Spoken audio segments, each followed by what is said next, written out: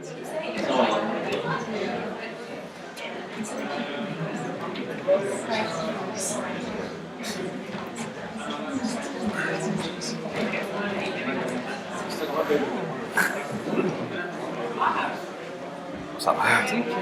Đấy.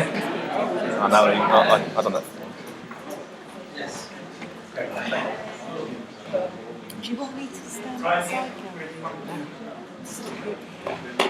That's fine.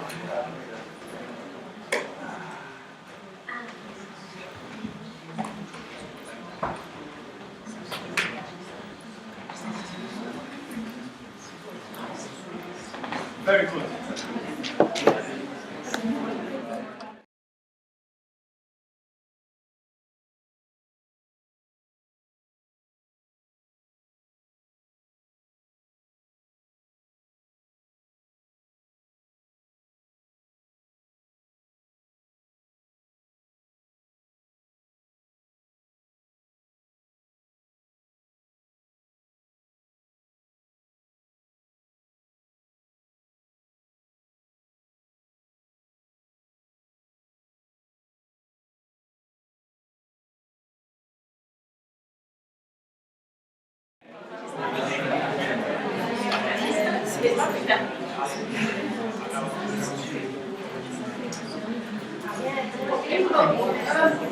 Welcome everybody. I think we'll get started.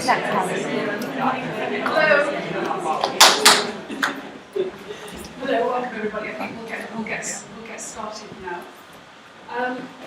I want to give a very warm welcome to everyone to this jointly organised seminar between the Future Health Systems Research Programme Consortium and IDS.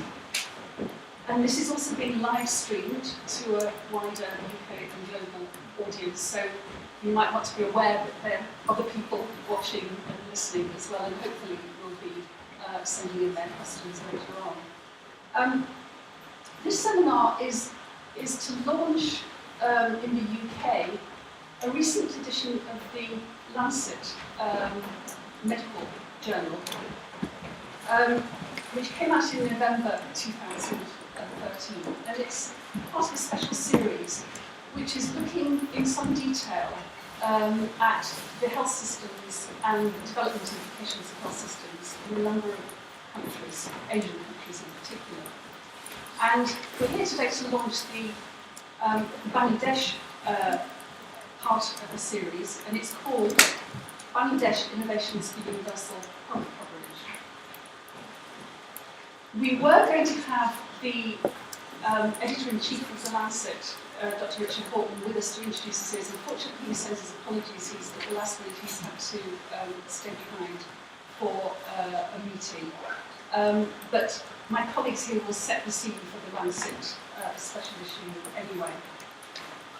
As I think a number of you will know, Bangladesh has attracted a lot of attention because its health indicators and its social indicators are in many ways outliers. They're sort of not in line with even what one would expect for a country of similar size, GDP and so on. But they're also out of line in a sense with the region as well. That is that they're better in a number of critical respects than, say, maybe India, for instance, or Pakistan. And this has been called by some people a global health paradox. Why is it that Bangladesh performs so well, given that its health system isn't one of the world's best? So what is it that's going on in Bangladesh that might account for this?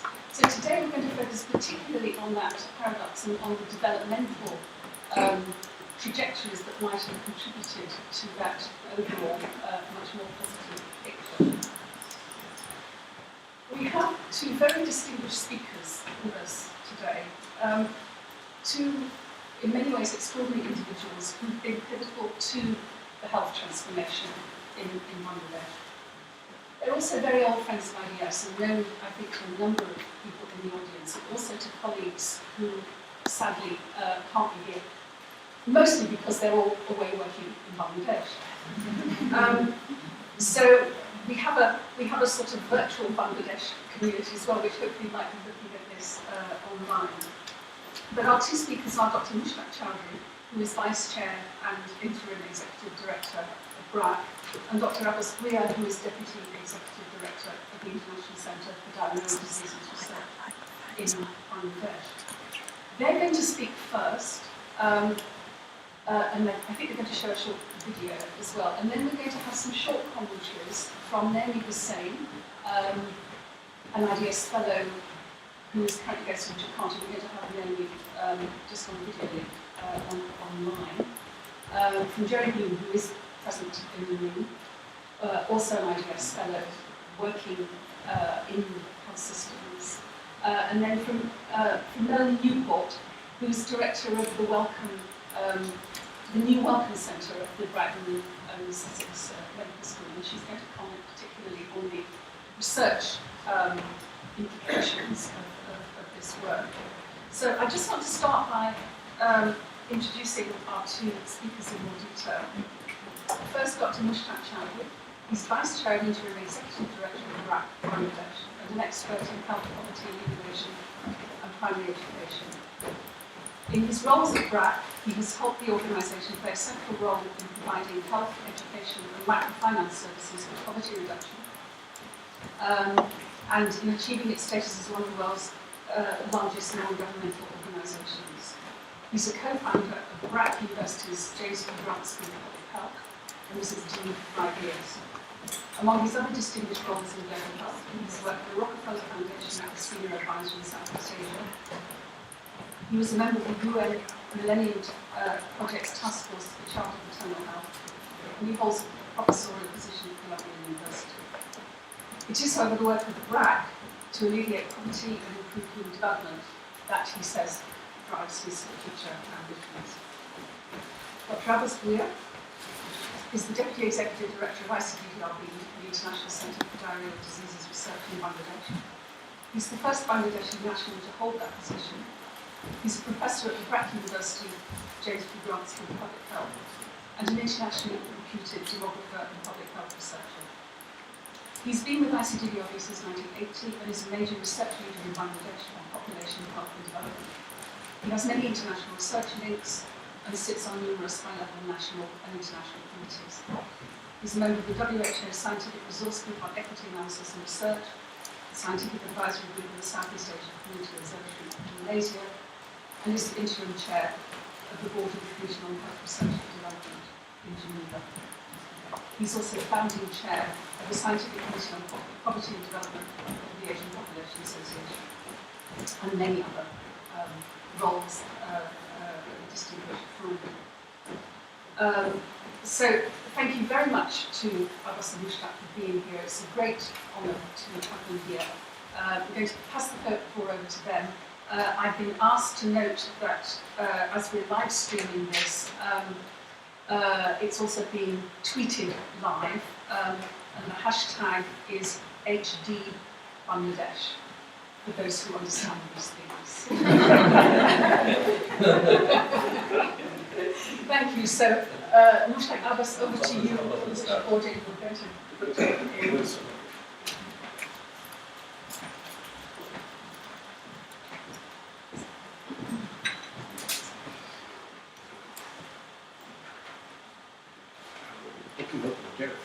Have you got my slides?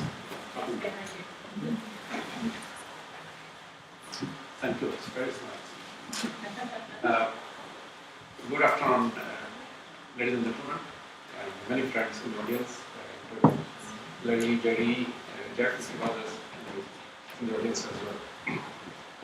A very good afternoon to you all. Mushtaq and me are here to share with you the success of Bangladesh in the health sector of Bangladesh, just triggered by the recent series by Lancet on Bangladesh. We feel it extremely privileged to be here.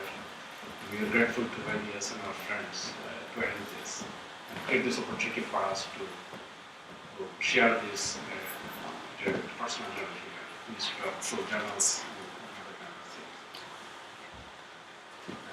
The idea of Lancet series came almost like a surprise to us. Both Mushtaq and me are included the technical advisory group of Lancet Studies in Southeast Asia. Two Bangladeshis are there, the technical advisors. And after a couple of meetings of the steering committee, the Southeast Asia and Lancet Studies, we saw the struggle the potential authors were facing in terms of deciding what story to tell. Eventually, they were making progress to tell the story.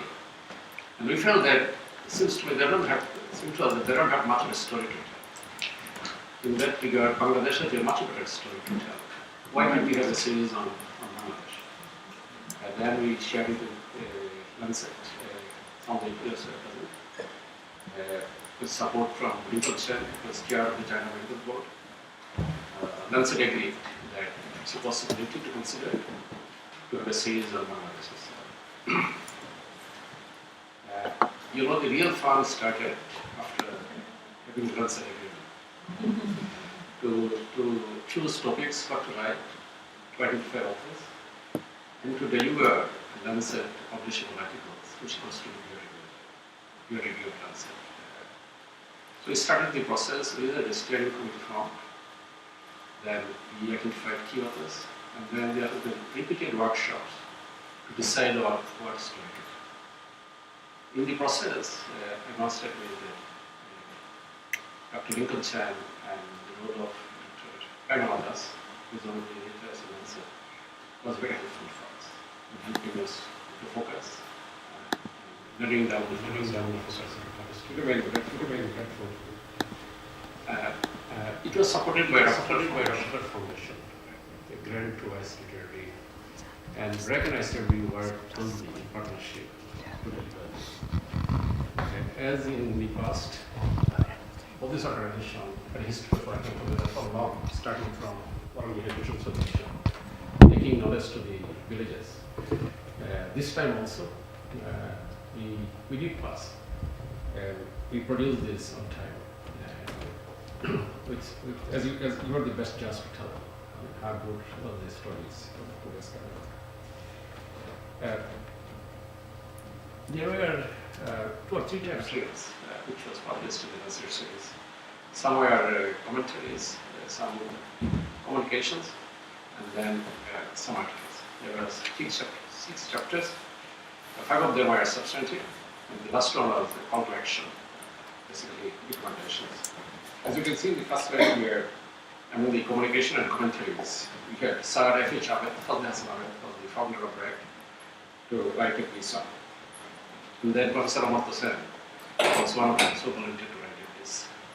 So it gave a huge weightage in terms of what's being written in the series. In the chapters, main chapters, there are 6 in them. We have authors both from Bangladesh and outside. And as we see, the contents are very interesting. Of the contributors, you'll see there are 35 authors involved. Of the 35, 25 are Bangladeshis. The rest are our colleagues from other countries who had interest in work experience in Bangladesh. So we made a collective enterprise to do our best. It took 3 years. Many series, country series and regional series, took 3 to 7 years. And in some instances, they divided the whole professional crowd into multiple groups.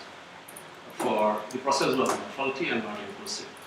But for us, we are very fortunate that we succeeded that process and done it in a manner that nobody felt excluded. And we did it in 3 years' time, in record time. The call to action, which will come and present you in greater detail after Mushtaq makes the presentation, was endorsed by the senior public health and development leadership in the country. And internally, there has been a strong support from the national actors within the country. And as you will see, the launching ceremony in Dhaka, the president of the country was the chief guest. He is shown there as speaking, standing there. And we had Health Ministers F.H. Ahmed and Richard Martin, both you who were down to attend and encourage us. So with this, I conclude the first section of it, and I would like to invite Dr. Mushtaq to share with you the substantive findings from both series. Thank you.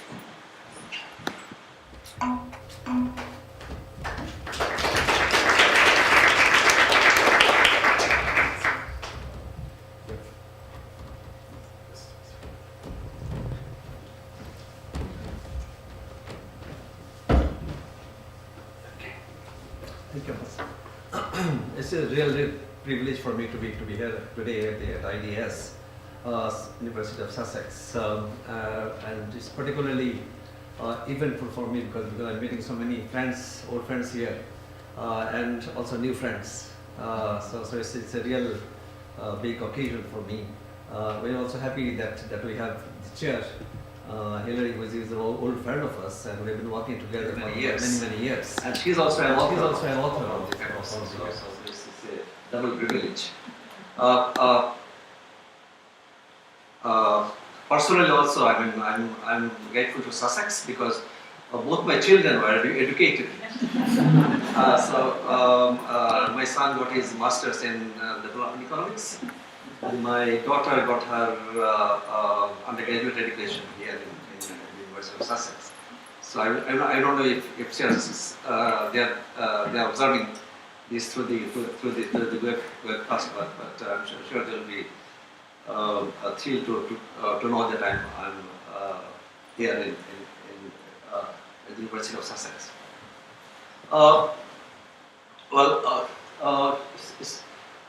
Abbas was talking about the changes that has happened and how we have tried to document that through the Lancet series. You probably know that Bangladesh is one of the 6 countries in the world now who are on track to achieve both the Millennium Development Goals 4 and 5.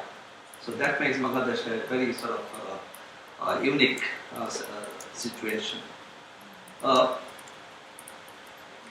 So what I'm going to do now is really to provide you an overview of the papers and the commentaries that have been covered by the Lancet. And in doing that, what I'm going to do is to talk about a little bit about Bangladesh, and then present you some of the miracles, if you can call that, which has been called by the editors of Lancet as one of the great mysteries of global health. And then I will sort of try to explain in our own way why we think that this has happened, the explanation for that. This is the map of the region where Bangladesh is situated. And as you can see that the pink small country in the region is Bangladesh, which is surrounded on 3 sides by India. We have a small border with Myanmar in the southeast, and we have the Bay of Bengal in the south. Bangladesh is quite a big country. It's the 8th largest country in the world with 153 million population. Bangladesh is a country which is the most densely populated in the world, if you can ignore a country like Singapore, for example. So that makes Bangladesh a huge potential also. How do we really use that huge resource, the human resource?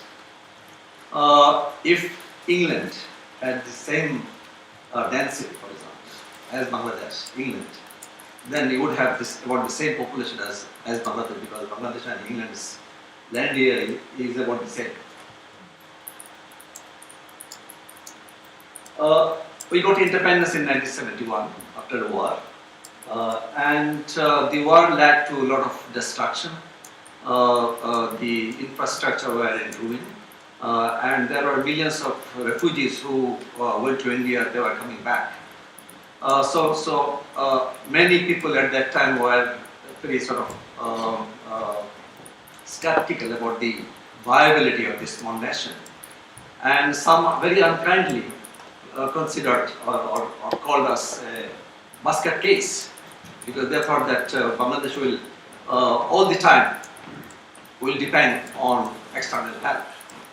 But 42 years now, we see that the country has turned around, and there is a huge positive difference that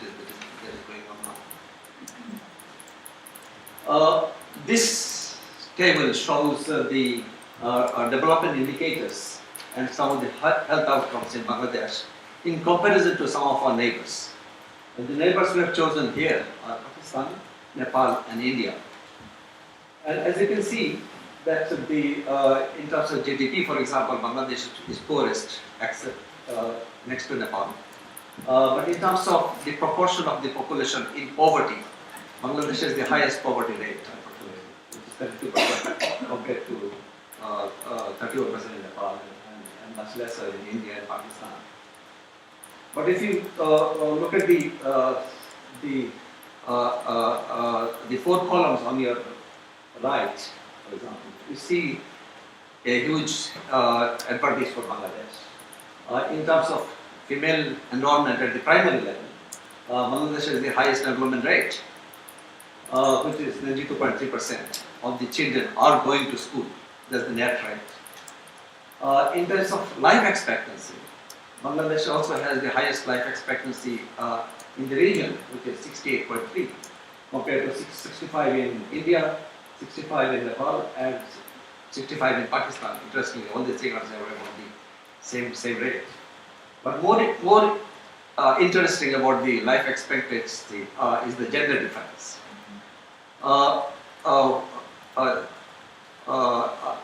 Until the late 1980s, Bangladesh was one of the 3 countries in the world where women lived a shorter life. But now this has been corrected, and women now live 2 years more than men. So this is the huge achievement that the country has made. In terms of infant mortality, as you can see, Bangladesh has the lowest infant mortality rate.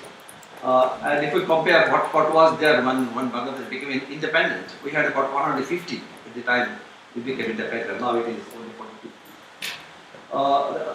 There has been substantial decrease in maternal mortality rate.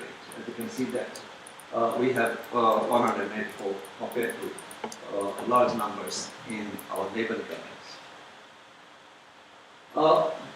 This table shows some of the health systems indicators and health outputs compared with the same neighbors that we have. Here we see that the per capita expenditure in health is the lowest in Bangladesh, which is only $27, and 2/3 of that actually are out of pocket. So the government spends very little on that care. In terms of EPI, which is the immunization rate, Bangladesh has one of the highest rates in the region next to Nepal, which is 82%. And if we go back to the mid-80s, for example, Bangladesh had only 2% immunization rate. But the government wanted to change the situation to really bring immunization to every child. So they invited the NGOs because they knew that they won't be able to do it themselves. So NGOs like DRAC and CARE and many others actually came forward to work on immunization. And within 5 years, in 1990, the immunization rate went to 70%. So this was a huge kind of moral boost for the country, in the sense that this showed that if Bangladesh wants, the change is possible. So that was a huge point. With respect to oral dehydration, therapy, the use of it, Bangladesh has the highest ORT use rate in the world, not only in the region. And that happened because of the long 10 years arduous work that DRAC did in popularizing and teaching mothers about how to make ORT at home. So in the 80s, the DRAC workers went from house to house in Bangladesh and taught mothers how to make ORT at home with salt and sugar. So this sort of changed the whole scene in terms of addressing the causes of child death, for example. But the last 2 columns are a little different. We haven't been doing quite as good in the other areas such as the skilled attendance delivery and also at the facility delivery. And there, our rates are much lower than those of India or Pakistan.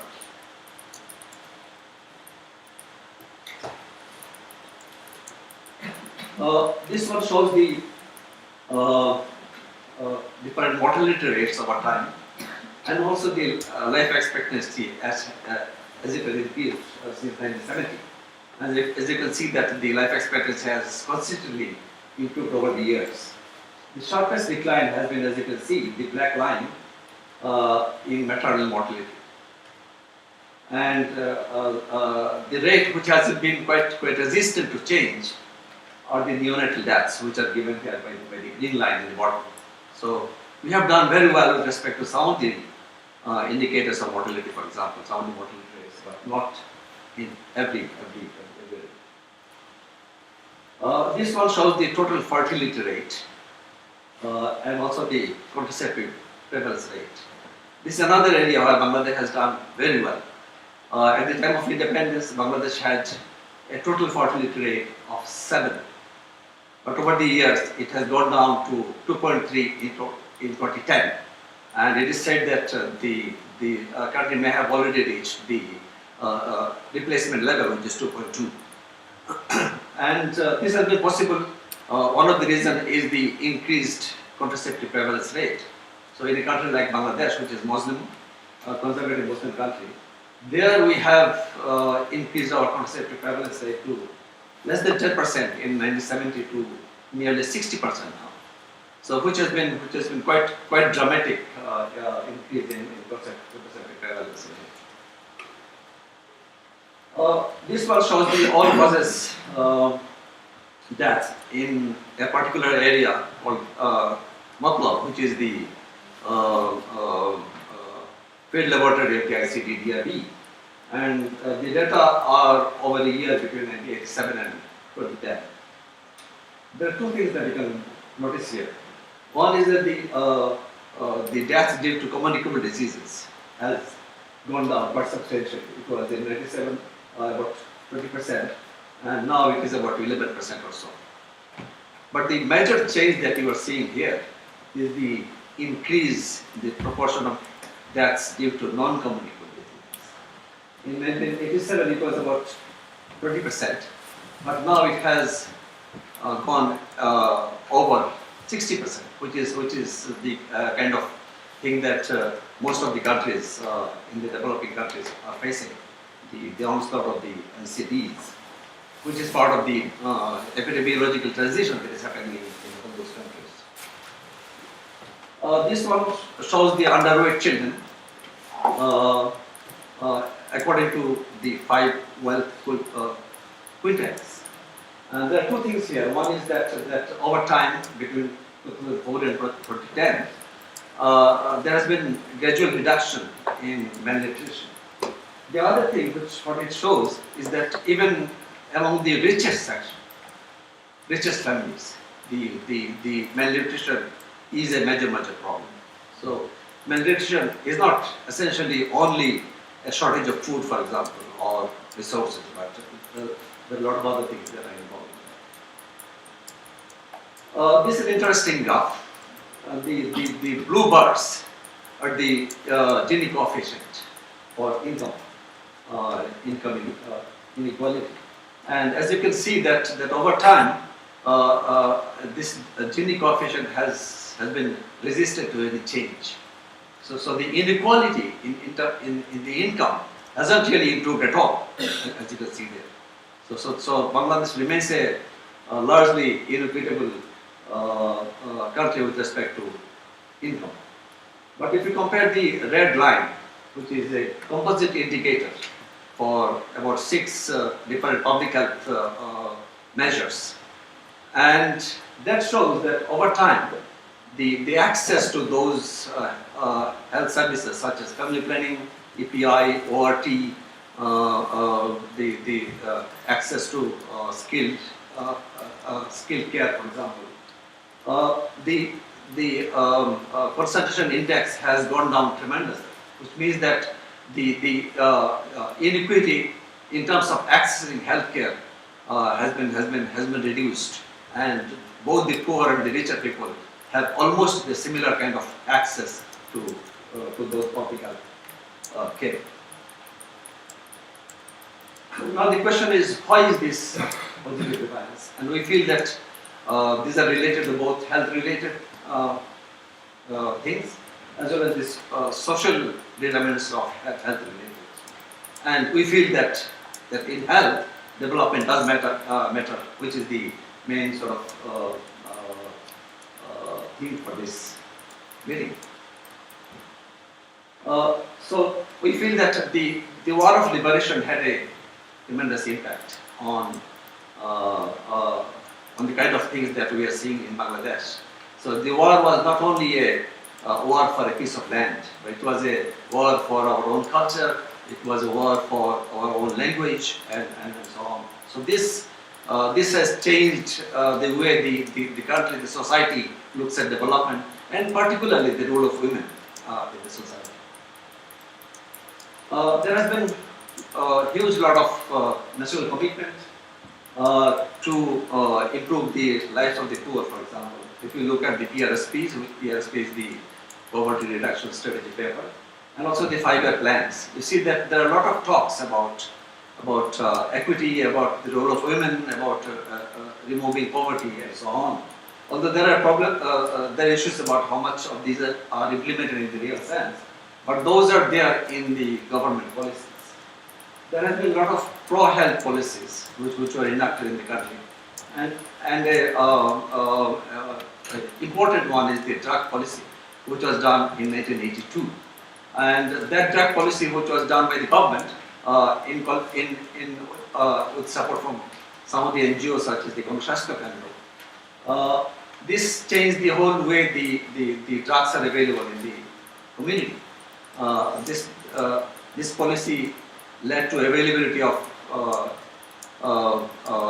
essential drugs at very cheap price, and that's probably one of the reasons why some of the infections that we used to see in the country, we don't see them much.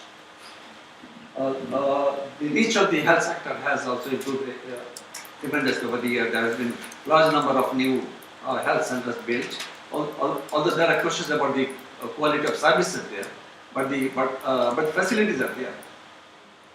Then we had many public health miracles. I have talked about family planning, for example. I talked about ORT and API. We have the DOTS program, which is for TB, and we have already achieved the WHO target for that, the 70% identification of cases and more than 85% treatment completion rate. And in terms of water, water and sanitation, we have also achieved a lot. I mean, one of the indicators of sanitation is what percent of the population defecate openly. And in Bangladesh, it is less than 10%, but it is 50% in India, for example. So those have been done. Then the question of pluralism in health, Hillary's paper is essentially looking at the pluralism issue, for example. And then the other thing is the role of the donors. Bangladesh has been very fortunate to consistently receive a lot of donor funds, and I think it's one of the few countries where the money has been used quite well, although there are questions about some of the things which went to the government. Then also there has been a lot of infrastructure built, and for example, particularly I want to mention about roads. And as we have seen that maternal mortality has reduced tremendously, but at the same time we have also seen that we haven't been able to do much about making skilled care available. So how does that happen? I mean, because we knew that the emergency obstetric care is an essential element for any maternal health services, but we haven't seen that in Bangladesh. But at the same time, we have seen a huge drop in maternal mortality. So there are many hypotheses about that. One is that is related to the huge reduction in fertility. So all the risk births were probably about it. And secondly is the availability of roads, the transportation. So although the emergency substitute care is not available in every sub-district, but they are available within 1 to 2 hours of road journey, for example. So people can transport their emergency cases to those services. Then in terms of food production, over the last 30 years, the food production has tripled, but the population has doubled about the same time, which means that the per capita availability of food has increased also quite a lot. Then there are things like the access to basic education. As I have said that we have more than 90% the net enrollment rate. And this was possible because the government and the NGOs have started or did start some of the affirmative actions. So things like the stipend for girls, food for education or cash for education. And also the NGOs started schools which was primarily targeted to girls and to children and to children from the poorer families. So all these affirmative actions have actually led to a huge success in accessing education. Also, the Bangladesh is a country where is very prone to natural disasters. You know about floods and cyclones. So just one example. I mean, there was a huge cyclone in Bangladesh in 1970, which killed nearly 500,000 people. But another cyclone, which was in 2007, which was about the same force, but killed only a few hundred people. So there was a huge improvement in the where the natural disasters are being addressed. So over the years, the government and the NGOs have constructed thousands of cyclone shelters in the coastal areas, which actually saved huge number of lives. The flourishing private sector, you know about the ready-made garments, the Rana Plaza tragedy, for example, which made Bangladesh sort of infamous in a way that so many people who most of whom were women died. But it's a sector which has contributed and is contributing to the economy of the country in a huge way. Not only the economy but also employing the poor people, and most of these 4 million people who are employed are women. The government sector contributes about 15% of the total GDP of the country. Then we have the pharmaceutical industry, which has grown over the years, and Bangladesh is self-sufficient in drugs, and Bangladesh also exports to about 70 countries these drugs. The role of women, we feel that is one of the major reasons of why things have changed. And the economic participation of women has increased over the last 30 years from 9% to 57%. We know that Bangladesh has huge microfinance programs where microfinance was born, and there are about 80% of the poor have access to microfinance. And we know that microfinance is not only about improving the income of the families, but the kind of impact microfinance has on women's empowerment particularly is tremendous. There are a huge number of studies which sort of show that. Then the country has been able to really train thousands of community health workers. All of them are female. For example, only BRAC has trained and fielded about 105,000 community health workers. All of them are female. And they're providing primary health care to the people. And I have already talked about the near universal girls' education. The research culture. Bangladesh has a history of health research. The research in the country is not done just for research's sake. The research there is done to solve a problem. So when there is a problem, research is done.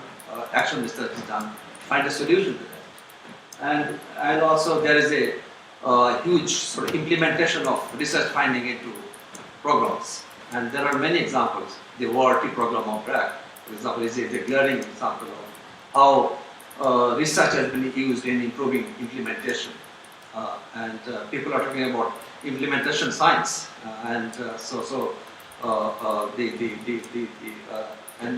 Bangladesh is a country where the implementation of programs has been done very well. Finally, NGOs in development, the role of the NGOs. And Bangladesh is known as an NGO country. There are thousands of NGOs in the country. And the good side of it is that the government understands that they cannot solve all the problems of the country. So they have created space for NGOs to flourish, to work. And that's why we are seeing that many of the NGOs are there, like RAC and Grameen and Gomshastro, who have innovated solutions and then have scaled those up in order to solve problems. There is a very good sort of relationship between the NGOs and the government. Many of the programs are actually run jointly by the NGOs and the government. One example is the TB program. And the entire DOTS program has been handed over to the NGOs to implement. And government only provides the drugs, which are received from the Global Fund. And also government provides the oversight for And in this case, I wanted to share the story of BRAC, which is there are many NGOs, large NGOs like BRAC. So I thought that I would sort of share with you some sort of glimpses from BRAC, which will give an idea of how sort of a development organization like BRAC works and what are the things they are trying to address, for example. So with that, and I want to do that by showing you a short video about BRAC. So with these words, thank you very much for your attention, and I'm really pleased to be here.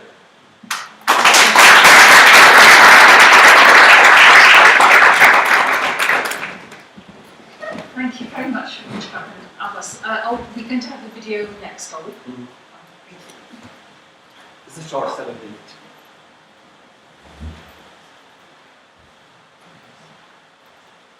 Bangladesh has been a hotbed of innovations in tackling poverty.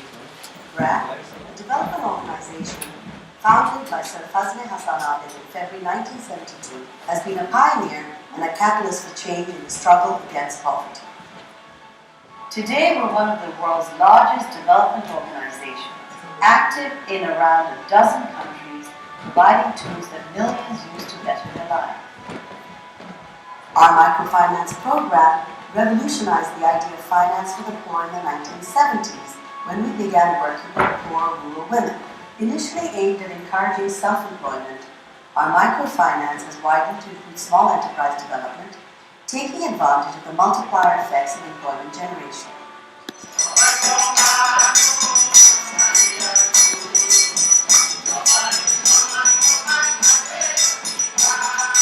For BRAC, community ownership is both a principle and a strategy. We formed citizen action groups known in Bengali as Polli Samaj to strengthen the voices of the poor, creating a platform for rural civil society and government to work together to meet local development challenges. Women in these groups speak with pride about stopping illegal underage marriages through discussion and conflict resolution. BRAC pioneered the training of community health workers. In the early 1970s, in Bangladeshi villages where BRAC operated, we began working with and through a Shebika, the Bengali word for volunteer or promoter, a local woman who provides door-to-door education and services in health, hygiene and family planning, while selling essential health commodities. These community health providers now number more than 100,000 in Bangladesh and work in 6 other countries. BRAC's interventions on maternal and neonatal health helped Bangladesh halve its maternal mortality rates in the last 20 years. This puts the country on track to achieve the 5th of the UN's Millennium Development Goals. Other health interventions include nutrition, family planning, eye care, as well as taking TB and malaria detection and treatment door to door. BRAC is the world's largest private secular education provider with more than 1.1 million students enrolled as of 2012. Our schools offer a second chance to children left behind by formal school systems due to poverty, displacement, and discrimination, teaching children to think for themselves at the primary and pre-primary level rather than relying on outdated systems of rote memorization. The schools are run with the active support of the communities they serve, with school teachers chosen among local women who are trained and ensure quality. The success of this alternative schooling model has spread from Bangladesh to 6 other countries. Operating in Sierra Leone and in Bangladesh, our Human Rights and Legal Services program depends on the services of more than 6,000 barefoot lawyers. It is likely the largest NGO-led legal empowerment program in the world. We address issues around sexual harassment, improve gender relations within families, and combat discrimination and violence against women. We provide services to migrants, giving them easy access to services that help them avoid exploitation. BRAC's Ultra Poor program was born from the recognition that certain groups living at the bottom 10 to 15% of developing societies are too poor to benefit from market-based solutions like microfinance. The program offers an intensive 2-year course of livelihood training and handholding. A greater percentage of these women now feel socially included and get access to formal and informal financial services. Recognizing its success, the Ultra Poor program is replicated by other institutions in 8 other countries. We have recently launched an integrated development program to serve the most deprived communities who are socially and geographically excluded from mainstream development, with a coordinated version of BRAC Health, Education, Microfinance, and Social Development programs. Operating in 8 countries, our agricultural programs work with governments to ensure food security. We build systems of production, distribution, and marketing of quality seeds at fair prices that bridges the last mile to rural farmers. Our disaster management programs work with communities to improve their response to natural disasters, with weather forecasting systems, disaster-resilient housing, and mobile salination plants. We've reached more than 38 million people in Bangladesh through our water, sanitation, and hygiene program, which works to break the cycle of contamination caused by unsafe drinking water, unhygienic latrines, and poor hygiene practices. We renovate and provide communities with new technologies to ensure access to safe water supply and sanitation facilities, while our advocacy campaigns, social marketing, and formative research activities promote good hygiene practices across communities. About half the surpluses generated by our 18 social enterprises help fund the expenditure of our development programs in Bangladesh, while the rest is reinvested in the enterprises themselves. Dividends from BRAC investments support the financial health of the organization and reduce our dependency on donors. BRAC is often its own fiercest critic. Our research division assures the quality of our work, provides evidence, and inspires innovations across the organization. People are poor with their hearts. Our job as a development organization is to create enabling conditions for poor people to do things themselves and be actor in history in changing their own lives and conditions. And I think it is our duty to try and help in other societies, other cultures, other people, so that they can learn from BRAC's experience and do the right thing for the development of their own country.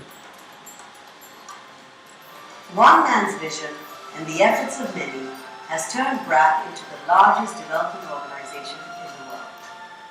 Our interventions create an ecosystem in which the poor have the chance to seize control of their own lives. Our work now touches the lives of an estimated 126 million people. We remain true to our vision of a world free from all forms of exploitation and discrimination, where everyone has the opportunity to realize their potential.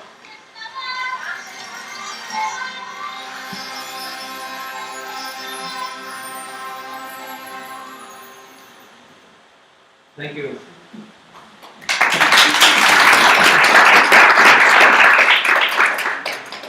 Thank you very much, Mushtaq. It's good to see the actual reality that you work in. Thank you very much for that.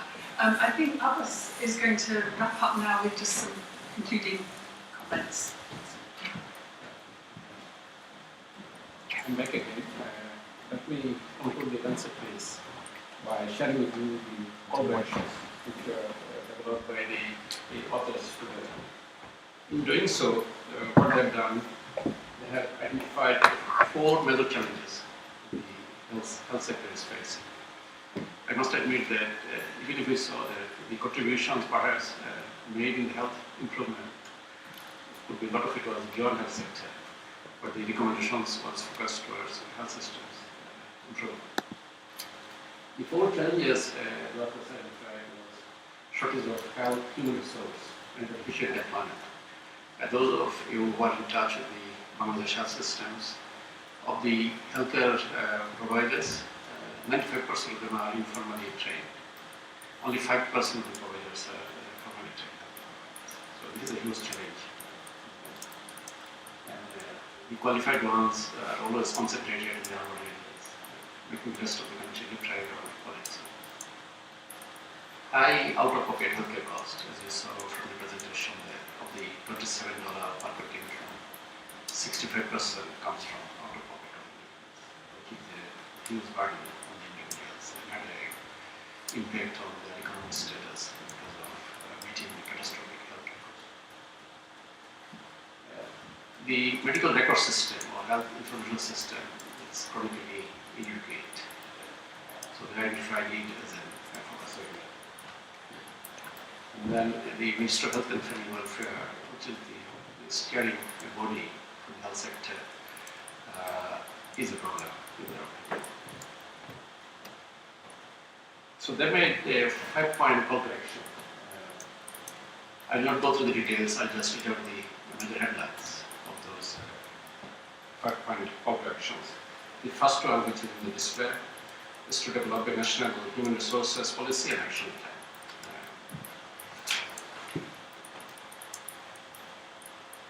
The second one was to establish a national health insurance scheme, basically to reduce the out-of-pocket cost and try to find a mechanism to pool the money, but people still spend on healthcare and help people to make best use of the money perhaps for public services by using the concept of health insurance.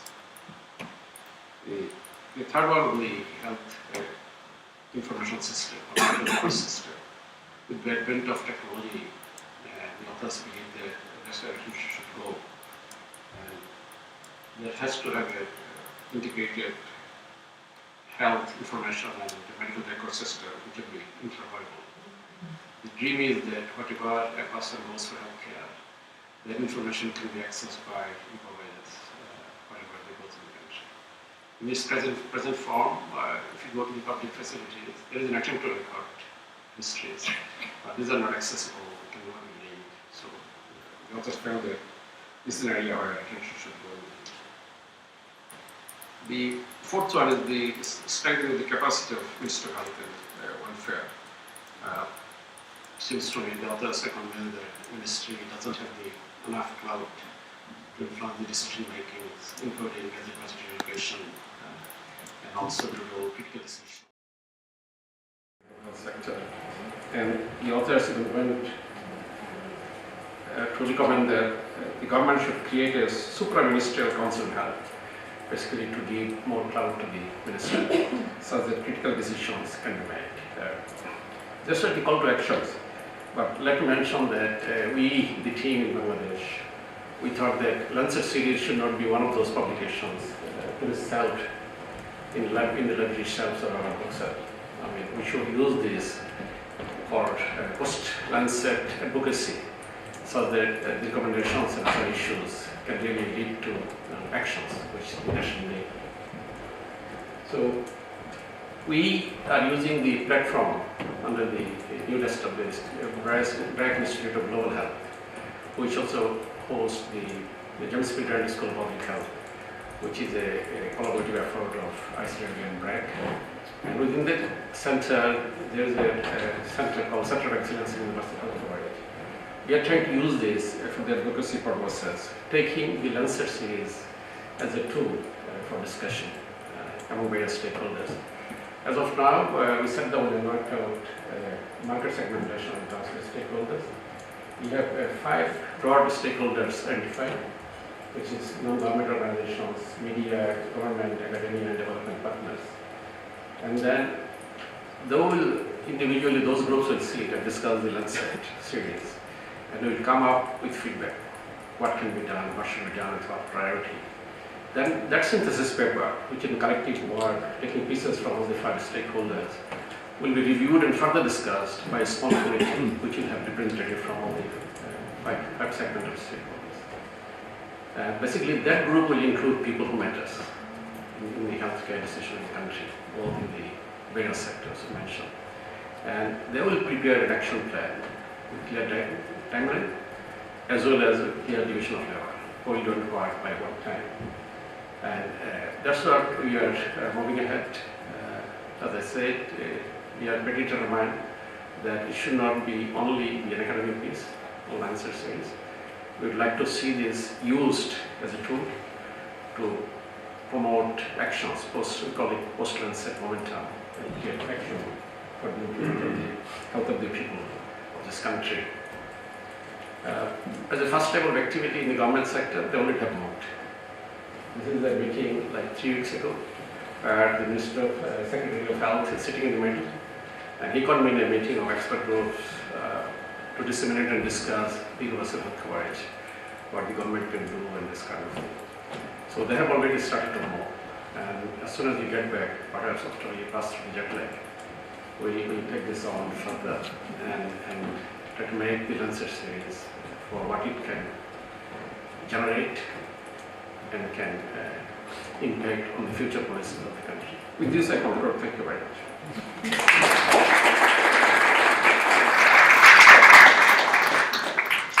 Thank you very much, Mushtaaq and Alice. I think you gave some very rich and detailed presentation with a lot to think about and chew on.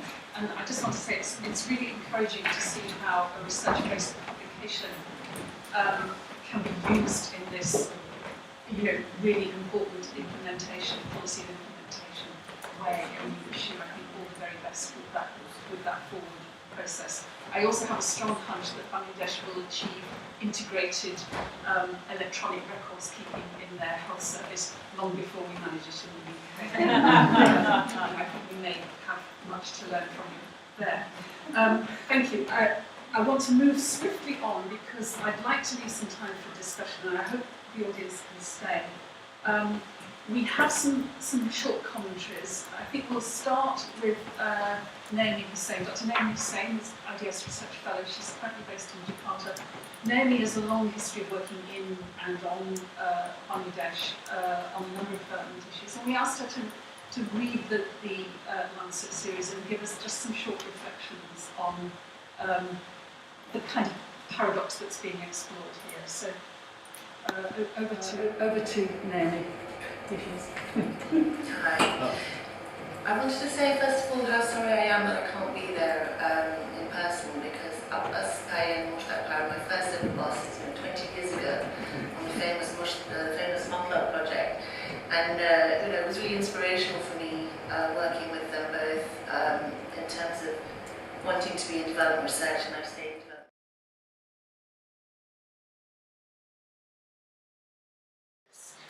Really very exciting launch of the Lancet series special issue on Bangladesh. And second, I wanted to say congratulations both Abbas Pay and Mushtaaq Pay for the work, the contribution that both BRAC and ICRD have made to health programming and of course health research in Bangladesh. Not only in Bangladesh though, also the contribution has been widened out of Bangladesh. But specifically, of course, congratulations for this special issue of the Lancet, which is a really big achievement. And I've been reading recently some of these recent books on the history of the liberation war that have come out, and the striking contrast between where we were only 40 years ago, with 8 million refugees and hundreds of thousands of women raped, many millions of people maimed and injured and killed, and famine, infant mortality, maternal mortality rates through the roof. And then to look at now where we are, it is a really remarkable achievement. When we recall, as Mushraf Bhai says in his paper, that we were then called the basket case of the world, we were called the test case for development. This special issue to be then presented in one of the leading medical journals in the world as a success story, as a case where other countries can learn from us, it really is an important achievement. It really is something to be celebrated in many different ways. I wanted to add a few points to this debate, having looked at the Lancet series and having seen what the presentations are supposed to be like. I don't actually know what I'm going to say today, but having seen the papers, I wanted to add a few points to this debate from my position as a Bangladeshi political sociologist and feminist. And in general, I really agree with Mushraf Bhai's points that the Liberation War really broke down gender norms in Bangladesh in a way that has been, in many respects, very constructive for gender equality and for social and human development in Bangladesh. The fast economic empowerment that we've seen of women in Bangladesh is unprecedented. But I wanted to add a note of caution here, which is that I strongly suspect, and I know I'm not the only one who thinks like this, that we are reaching the limits of the possibilities of women's economic empowerment in Bangladesh. Because while we've been busy encouraging women to go out to work in the garments factories or to start up their own micro-enterprises and so on, we have been forgetting that actually somebody still has to do the unpaid care work, the work of looking after families and looking after households, feeding people, caring for the elderly and sick, and this of course is very crucial for health. From the work that Simi Mahmood, Mahin Sultan and Suhaila Nazneen are doing at the Center for Gender and Social Transformation at Prague University, I think it's very clear that public policy in Bangladesh now really needs to pay much more attention to unpaid care work and to support women's unpaid care work in a way that it hasn't in the past. This means encouraging men to do more of their share. It means recognizing the work that women do that's unpaid and generally undervalued by society, but also the state should come in where the state can help out. Not everything can be tackled through the market, and certainly looking after children and older people is one of those things that can't be, and health outcomes definitely depend very vitally on this. So that would be my key thing, would be to say attention to unpaid care work. Second thing I want to say is that I do think that doctors and nurses get a really hard time in Bangladesh, and I've done some work, a little bit of work on looking at the incentives of these categories of staff in the public healthcare system, and I would say that it's actually a very, very difficult job that they try to do. The conditions are really poor in which they work. I remember talking to a doctor in somewhere in the north, I think it might have been Buriram, who said that he hadn't trained for 6 years in order to hand out vitamin pills to malnourished people. He said, these people are not sick, they're just extremely poor. These are one of the problems that we face in Bangladesh. This idea that doctors are always absent and nurses are uncaring does seem to forget that their incentives for reforming are quite low. There is a kind of unhelpful, I think, sensationalism in a lot of the World Bank type of absentee doctor literature, which fails to recognise that these resources desperately under-resourced, these systems, but also the accountability systems are weak. So I think what we need is a very large carrot, but also a very large stick to get doctors and nurses working in that way. The final point I'd like to make is this idea of the Bangladesh paradox, which Mushraf Bhai, I think, is going to discuss. Why has Bangladesh succeeded in its human and social development when in fact governance conditions are so diabolical? The last 9 months in Bangladeshi history has just illustrated this so incredibly well. It's quite alarming. Politics are deeply dysfunctional in Bangladesh, very violent, very unsettling, particularly when we have political transitions. And this has had its impact. I know in the Times for Health policy, the separation of the Ministry of Health and Family Planning, for instance, was always an issue. But actually, the interesting thing, the important thing about Bangladesh, one of the reasons we've succeeded, I strongly suspect from my own research, has been that there's been a considerable degree of political consensus over the main thrust of public policy around social development, around human development, and therefore around health. So that's really created space for NGOs to innovate in the delivery. It's created consensus around the need for investments in basic and preventive and public health infrastructure. And it means also that there's really not been much of a paradox when it comes to human development issues and human development policies in Bangladesh. The weakness of governance and the dysfunctionality of politics hasn't really dragged our achievements down. So in key respects, the political elites have been in consensus, and that has been an important aspect of what's gone right in Bangladesh, which other countries actually do not always have. I'm going to leave it there. I'm very sad that I'm not there to be part of this really fascinating discussion. Congratulations again. I hope to see you next time. Bye.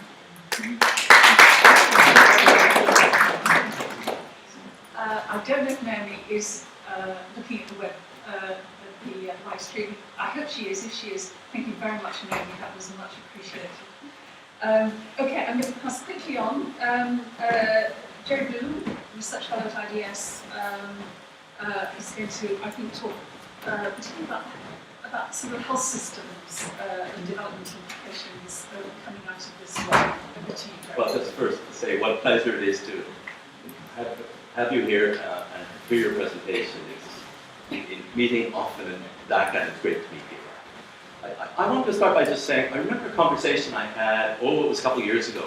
It was, well, someone working in an unnamed donor agency said to me, I was at a meeting, he went with government officials on universal coverage, and we had terrible performance on the statistics on universal coverage, and yet better than expected health outcomes. Does this mean there's something wrong with the theory of primary healthcare? And that's the paradox. And I guess I had already been working with particularly ICDRB and understood quite a bit about what was happening with informal providers and community health workers, and said, well, is access so low?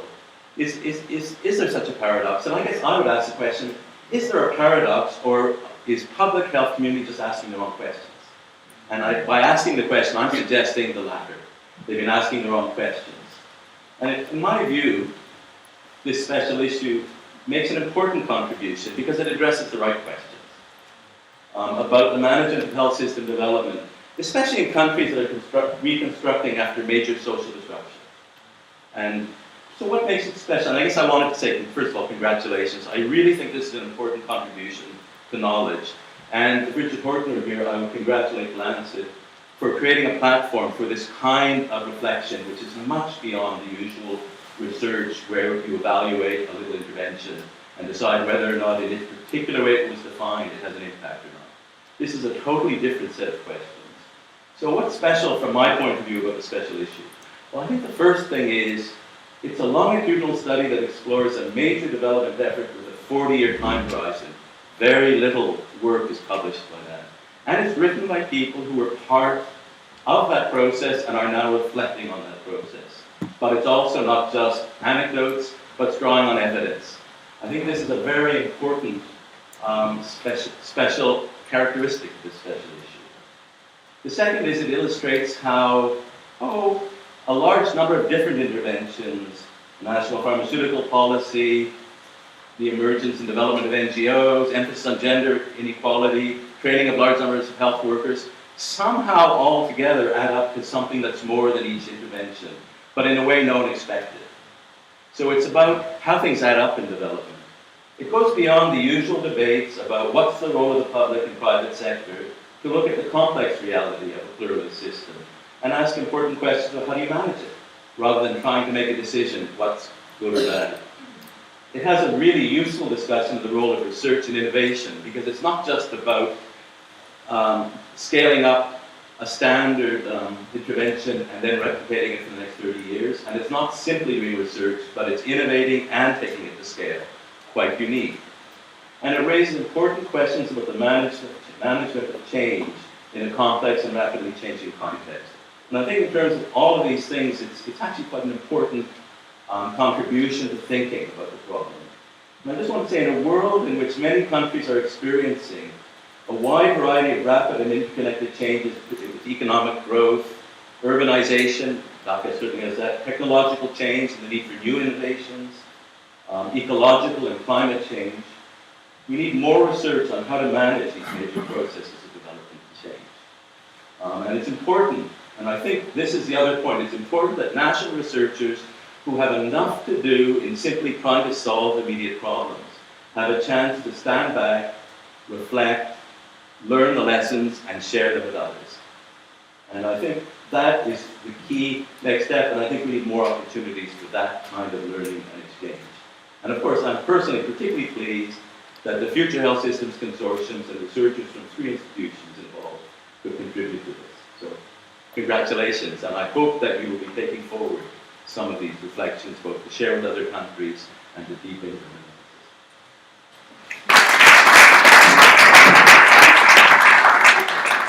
Thank you very much, Jerry. I think that situates us back very nicely in the whole question of the role of research. And we are a research institute. Both of our speakers come from institutions which have strong research focus. So our last commentator is Dr. Melanie Newport from the Brighton and Sussex Why not? Brighton Medical School. And Melanie's director of the Wellcome Centre for Global Health Research, with a particular interest in developing the broader research context from a medical school perspective. So over to you, Melanie. Thanks very much. And thanks very much for inviting me to be here. It's a real pleasure and an honour. And again, I want to reiterate the congratulations for this series. It's a real celebration of success. And I don't work in Bangladesh, and I learned so much reading that series. So what I thought I could bring to this was focusing this on what Jerry's actually leads on very nicely from what he said about what others can learn from this. So at the Wellcome Trust Centre for Global Health Research, our partners, in fact my own research history has mostly been working with partners in sub-Saharan African countries, where the health statistics are nowhere near as good, very few actually on track in any of the Millennium Development Goals. So what we can learn from this is really important. And the first thing I'd just like to stress is why research is so important. It's really important for countries to understand the epidemiology of their own local diseases and to understand the mechanisms and the determinants of diseases so that they can then go on to develop interventions that are locally relevant, that can then be tested, ideally through clinical trials, and then put into policy. And research that's done in other countries, particularly high-income countries, just isn't relevant often, either because they don't have the diseases that are prevalent in low-income countries, or else even if they do, non-communicable diseases are a very good example here. Even if they do have the diseases, still the epidemiology is very different. So it's really important for there to be in-country research. So what we've seen today, the examples from Bangladesh, I think are really excellent examples. And the diarrhea or rehydration solution story, I think, is a really good case study. And I won't go into detail on what actually happened there, but it was a real success story. And the other thing I think that we need to acknowledge as being really important to have successful research projects, is the importance of committed senior leadership in country. The development of training programs and infrastructure again in country, and also to have strong links between the research that is done and the policy makers, because there's so much research done that never actually gets into practice, which means it was completely pointless doing it in the first place, really. So if we look now outside of Bangladesh, which, as I say, is an excellent example, and if you haven't read the series, you can read in more detail in the series.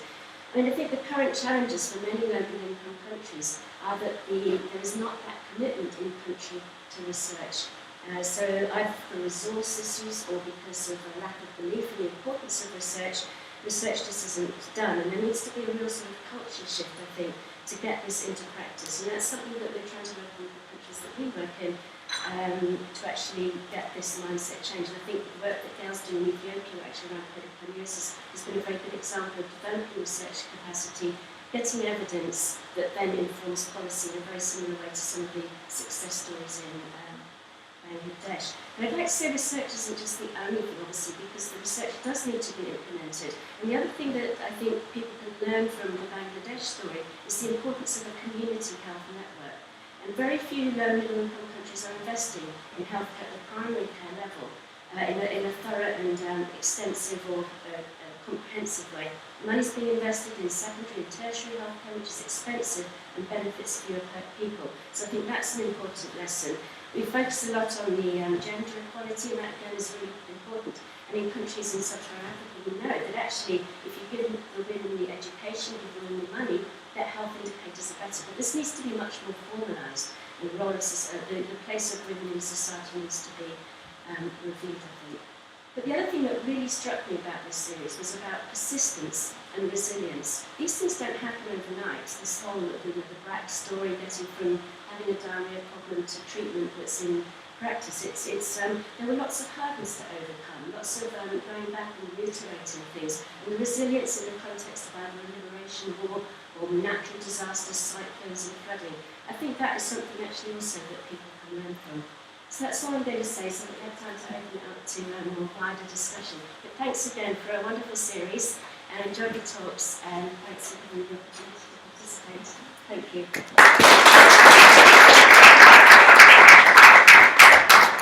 Thank you very much, Melanie, and particularly appreciated your last point about in a sense, the persistence and resilience point. I think is really critical. It's hard work and it's long work, and it doesn't always fit into the timescales of funders and governments and so on. It's not a 2-year fix. Thank you. Okay, our speakers are back. I'm going to now, you've been a very patient audience, thank you, to invite any comments, questions from the floor, and also if anybody's tweeting in or asking questions from the live stream. Yes. Yes, there's a microphone. Could you just say who you are, please? Yeah, good afternoon. I'm Amol, a student at the IDS. I'm doing MA Development Studies. I'm from Bangladesh. I just want to ask a question. There's a common tendency among Bangladeshi husband and wife to prefer boy instead of girls. They see that as their heir or whatever reasons. So I just want to ask whether the nutritional status among girls and boys are same or there is a strong difference, and what is the expenditure that families spend on their girls and boys? Thank you.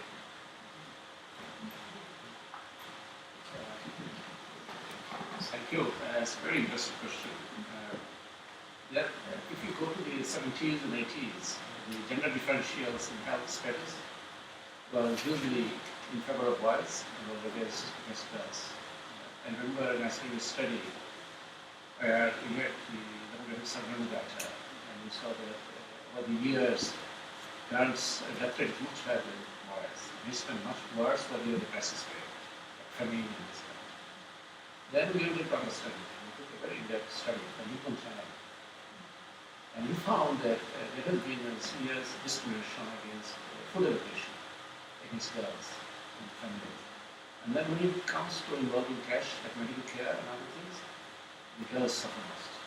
When the number to take the doctor quickly compared to the girls. And then the other interesting pattern was during the first 5 months of life, when children become babies that depend on mother's breast, the girls survive much better than boys. As soon as the children are taken out of breast and they have to depend on extra food in the family, they got in the cycle of infection, sickness, and all this kind of thing. The pattern of survival become disappeared. The boys survive better than the girls in this kind. It has improved a lot, as it is reflected in the life expectancy of much better say. And even in the childhood, it is almost disappeared. In terms of nutrition status, I think the girls have been slightly disadvantaged than boys. In terms of sex preference of children, yes, there is a preference in whole South Asia. Bangladesh was lucky that it doesn't have selective abortion when they voted. Fetus in the India is the worst case. So it's not there. But the other good thing is in Bangladesh is that even if there is a sex preference, parents won't go more than 3 to fulfill their sex preference. They will stop at 3 or happens. This kind of thing. All these positive indications are there in reducing the discrimination against girls. Education and development programs are very important. Just to add to what Abbas was saying is what is son preference, for example. And it's not only, as Abbas was saying, South Asia, but also if you look at China, even Vietnam, for example. These sex-based abortions, abortion had to write in the what are we missing 50 million guards in the body? So this is there, of course, and it's going to take a long time to really do anything about that, I suppose. But Naomi, who just spoke, she was involved. She was talking about the MOPLOP research that Rek and ICT that we did in the 90s and early 2000s. And she was, I think, she was part of that research, which tried to look at the impact of BRAC programs, which is microfinance and education, on the intra-family allocation of food, which was found to be a major problem by Lincoln Chan and others. And what they found was that because of the BRAC programs, there was a change. And the change was more in terms of the amount of food that is given. So the boys and girls were given the same amount of food. But when it comes to the quality of food, it was always the boys who received the head of the fish, because the fish is very exotic in Bangladesh. So when it comes to that, the girls are not given the head of the fish. It's the boys who were given the head of the fish. So that's one example, which means that we have to go a long way in order to address that. That's another example on that is the BRAC school. As I said, that BRAC schools are for girls. 70% of the kids going to BRAC schools are girls, and we really do through a kind of affirmative action.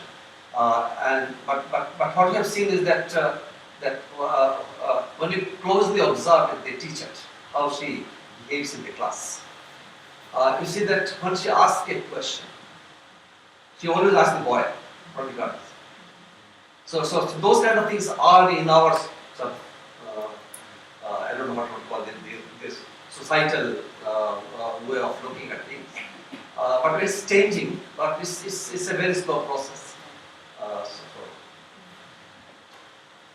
Thank you very much. There's lots of hands going up. I think who was next? I think, yes, there's two in the row there and then two in the row here. So let's take those in order. Two at the back first. Thank you.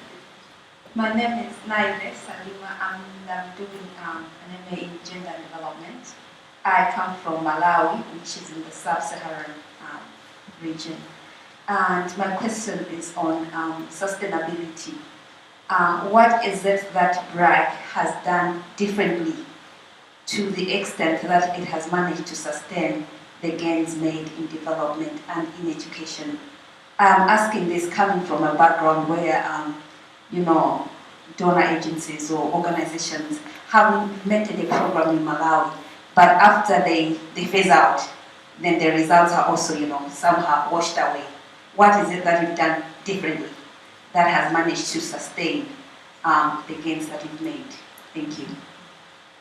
Thank you. I'm going to take a bunch of questions and then ask them to reply together. So, yes, the next person. My name is Precious Simba, and I'm doing MA Gender from Zimbabwe. And I want to ask a question that Naomi raised a little bit in our video, which is, it seemed to me throughout the presentations and the video that some of these gains are riding on gender inequalities. Like most of the volunteers, and that's volunteers in quotes, are women. And we find that much of the success, the economic success coming from the garment factory has ridden on low-paid jobs that are given to largely women. So my question is on going forward, how do we make these programs more gender equitable and reduce the drudgery that they put on women? And how can we also reduce the way that women are essentialized in health programs? Thank you. And then two on this row. Thanks. Gail Davey from the medical school. This is a question for Mushtaq, really. I was very interested by your comment that the government had created space for NGOs, and I just wondered if you could go a little bit further in describing that. Was that at all delineated? Were there any limits in terms of where NGOs could work? I'm thinking of some other countries where there are strong restrictions on areas in which NGOs can work. I'm Nayavani Khan. I'm an anthropologist. I'm working with the young childhood issues in India. And I have several questions that I have to stick to two. One is, I'm really interested in you mentioned about plural, the management of sort of pluralism within healthcare. And you didn't really say anything about it. I know that's Hillary from your paper, but I'd be really interested to hear about that. And also why, for instance, in terms of midwifery and in terms of delivery services, you weren't able to achieve what you set out to achieve at that level. Thank you very much. I think I'm going to ask other some instructors about this so far. Yes, have you wanted about the last sector? Yes, I mean, this is probably specifically for you again.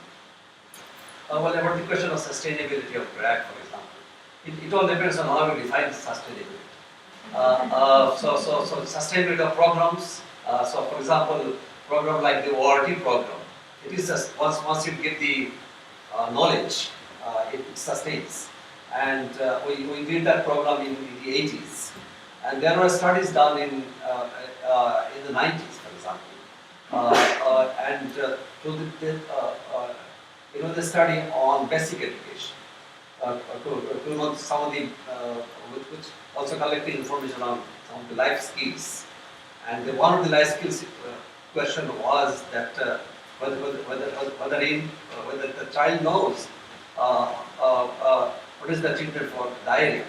So in 1995, about 10,000 children aged 11 and 12 were asked this question: what is the treatment for diarrhea? And to our surprise, we found that over 70% of the children who were asked that said ORT or global food or salt and sugar. Interestingly, I mean, these children were not even born when their mothers were taught about that. So which shows that this has now become a part of the culture. So this is sustainability in a way. So that's how one can look at sustainability. But then there are questions about the financial sustainability.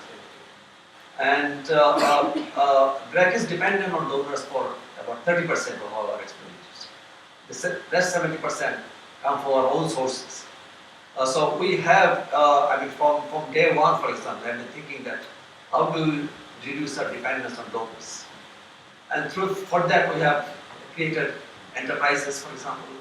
The enterprises are not for business sake, not to make money, but to help some of the programs. So one of the principles that we have is to create those value chains or the backward and forward linkages for economic development. And in order to do that, you need to have, for example, some of the enterprises. So just to give you an example, we have been giving loans for rearing cows, and we found that the borrowers were not finding a good price for their milk because they have to sell in the local market, and there was some saturation as well. So we thought that it's very important to connect these growers with the market, and that's why we set up a milk plant, a dairy plant. So we now collect milk from all over the country through those cooling trucks, and then bring to a central place where we process them and then market them in the big cities. So through that, the growers get more and more sort of price, and also DREC also makes some money, sort of surpluses, which helps to support our other programs. So that's how we are trying to sort of sustain, for example. So that was one question. About the creation of space for the government. Let me put it this way. I mean, after the independence, so the government in power, for example, was patriotic government, and they wanted to do things which is good for the people. But they also knew that they cannot do it themselves because they didn't have the human resources or also the financing for that. So they invited the NGOs whether they can help to implement those programs. And in order to do that, they allowed the NGOs to come and work with the government. So unlike other countries where the government don't really recognize even the NGOs, that the NGOs can have a role in development. But the government in Bangladesh, they have sort of recognized that, and they work very closely with the government. Although, I mean, you can see that when you think about the relationship between the government and NGOs, there is some kind of a love and hate relationship there. But it is more on the love side that we see in Bangladesh.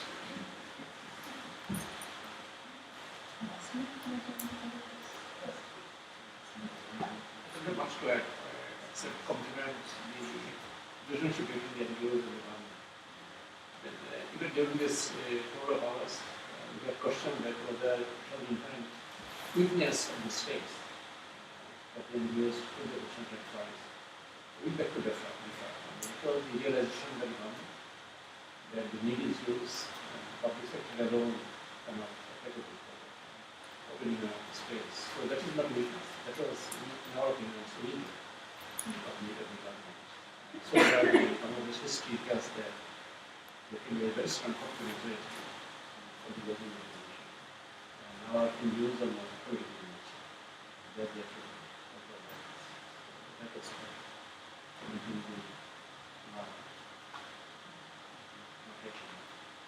there is a question on gender equality. Yes. What was the question? Can you repeat the question? I think yes. I think the question was: are the gains riding on gender inequalities? Rather than, I think the presentation suggested that, in the sense, gender inequalities have been reduced by women going into the garments industry, by women becoming community-based health workers, and so on.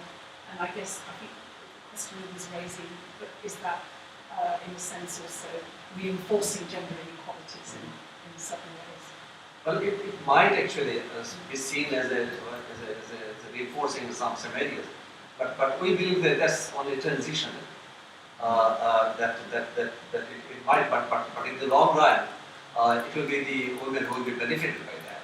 And so, for example, I mean, in the government sector, we have about 1 million workers who come from the rural areas, and almost all, about 80% of them are female. And we know of many kind of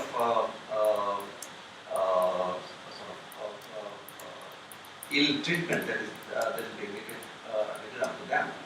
And also we know of the Rana Plaza kind of tragedies that are happening.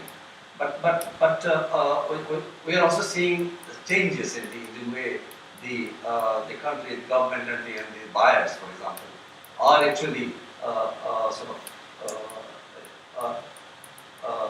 trying to address that. So for example, after the Rana Plaza, what has happened is that the wages has actually almost doubled because there was a huge pressure on the government as well as on the garments manufacturers to change the condition in which the workers live.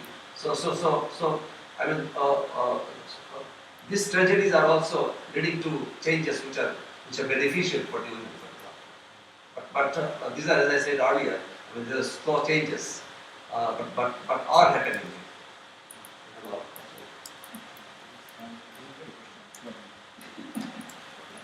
Seem to be handed the question on pluralism. Yeah, well, I mean, I guess in our paper, pluralism refers to the way in which the health system in Bangladesh actually consists of a multiplicity of different actors who have very different relationships to the state. Some of them are part of the state health system.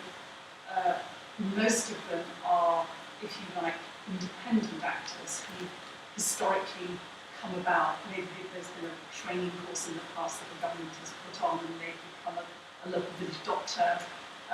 There are many, many informal ways in which people gain medical and health training in Bangladesh. And I think talking about pluralism, in a sense, is an acknowledgement of the fact that the public health paradigm is that on paper, the health system looks like there's a government structure, and in every village or whatever, or town, there's a network of primary healthcare facilities, and they're government health workers, and they're imposed, and they're working locally, and so on. But actually, the reality is that that's only partly what is happening, and that much of the healthcare is provided by actors who are not part of that form of government system. And it's a recognition that I think in Bangladesh the figure is estimated at over 80% of the first encounters of a person with the health system are not with a government health worker. They're with this multiplicity of other actors, village doctors, local healers, somebody who's had some NGO training and is set up as a local health worker, and so on, and particularly to local drug vendors and small shops that supply cheap medicines and so on.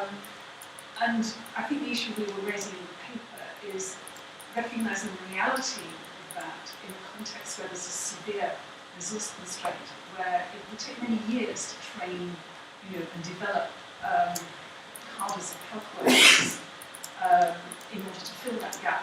Which is, so how do you manage a system like that? What do you do? How do you work towards a kind of governance sort of system, which has multiple centres, if you like. It's not our fantasy of what a health system looks like. It's the reality of what a health system looks like. Yes. Yes. Time is now.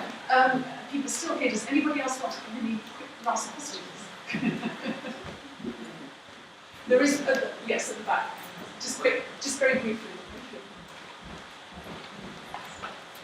Hello everybody, my name is also Abbas Intellectually, and thanks a lot for the presentations. I just want to ask you about your reference to Supra Ministerial Council on Health that you proposed in the call to action. Could you elaborate on what you mean by that and the rationale for that, please? This was a new idea, basically to create a body which will have the health ministry, which is very weaker in the opinion of the. It should be, the ideal scenario was it should be a committee of the ministry, but has directly linked to the Prime Minister or whatever power, so that committee at the ministry to achieve what one sector should decide on what to do. I don't think the ideas have been crystallized that much as yet, how it should go there. We hope that the post-Lancet monitor, the advocacy we have developed, will thresh out those ideas far more in detail. And perhaps if you keep eye on Bangladesh, you can see something in 6 months' time, whether it's accepted or rejected or not. I'm sorry that I can be much more specific. One is obviously, if you want to do a UHC, universal coverage, you need more money. So in order to do that, you have to have the Minister of Finance in your So you need to speak to the Minister of Finance. So if you bring them under the supra body, then it will be much easier. Similarly, you also know that health is not always about healthcare. The changes that happen in health, only about half of that is sort of explained by healthcare system. The rest happens in somewhere else, the social determinants of health. So we need to bring in other actors, the other ministries, in order to solve the health problem. So we thought that having that super ministry can help us to really take that forward. Thank you very much. Thank you everybody for staying to the end. We're well over time, and I think it's a testament to how interesting the conversation and the presentations have been. I'd like to warmly again thank Mushtaq and Abbas for being here, giving us these presentations, this opportunity to have this debate. We look forward to continuing our relationship with them and their institutions in the future. They always will have a warm welcome at IDS, as they know. I'd like to thank our other speakers, Melanie, Jerry and Naomi, if she's less online, and our questioners, and thank you all of you for coming. And let's give